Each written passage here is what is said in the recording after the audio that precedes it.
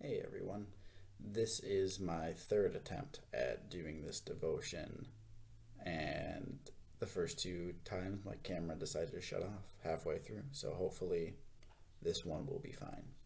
Um, we're going to be looking at First Corinthians 8, and in this passage, Paul writes to the church of Corinth to discuss believers eating the food sacrifices to idols that these pagans were doing in the Corinth area.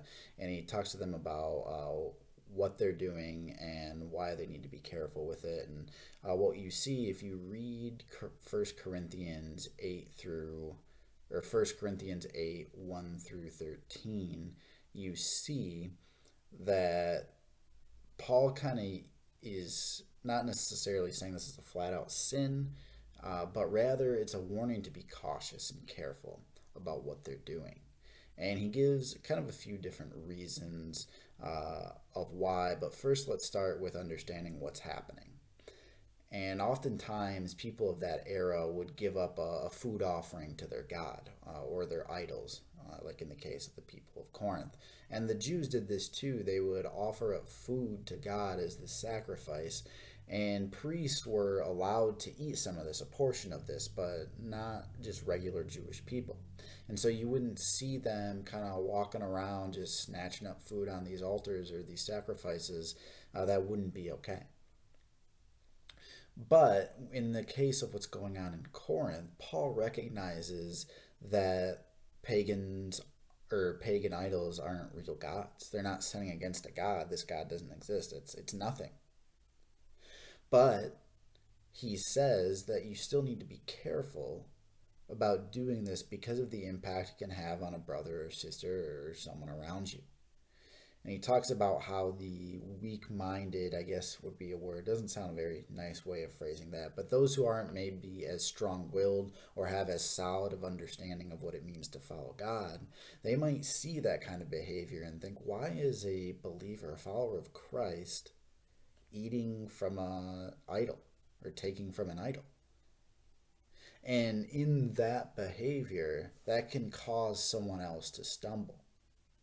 And I think most of us have heard the idea that if what we do causes another one to stumble, we should avoid that behavior. And really, it's a lot of the same stuff here.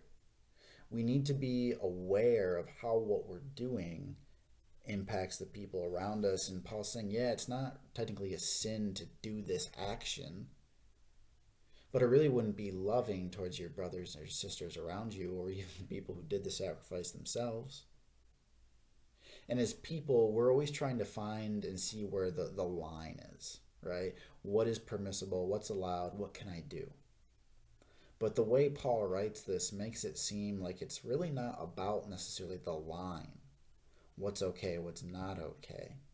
Rather, he's emphasizing the idea of be wary and conscious of how what you do impacts the people around you. And that's I think a really applicable to what we do today, the way we argue or try and get what we want, or the way we manage our coworkers or school or friends or whatever it is. Just because you're allowed to do something doesn't always mean it's loving or kind. I had this professor who would always say, you can be right or you can be Christ. You can't often be both. And so, as you go into your day to day life, be aware of that. Maybe don't be as concerned about being right, but be much more concerned about how are you displaying Christ to each other.